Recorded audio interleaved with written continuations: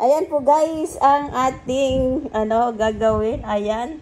Nata de coco guys lang. Nang ilalagay po natin, simple lang gagawin po natin. Tapos maraming cheese, condensed milk, tapos all-purpose cream.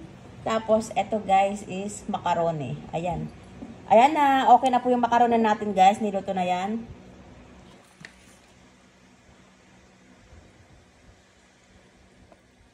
Yan guys, ibubuhos po natin yung cream.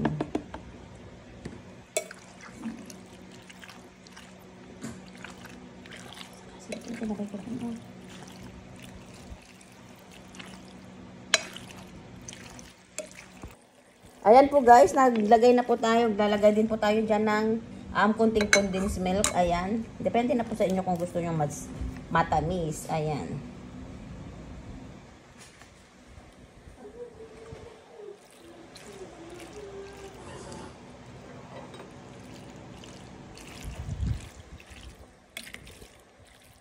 Ayan, halu-haluin lang po natin yan guys. Ayan, ganyan lang po siya. Ayan, halu-haluin lang po natin siya guys. Ganyan lang. Tapos, lalagay po natin yung lalagay natin yung cheese. Ayan guys, lalagay po natin siya.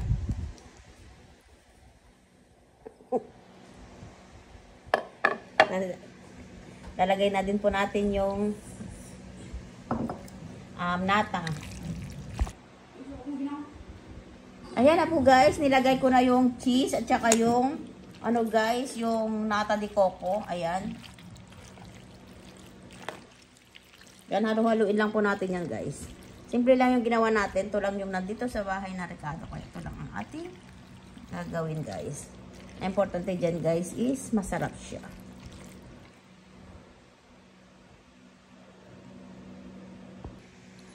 Ayan guys, maglalagay pa tayo ng konting Nestle cream.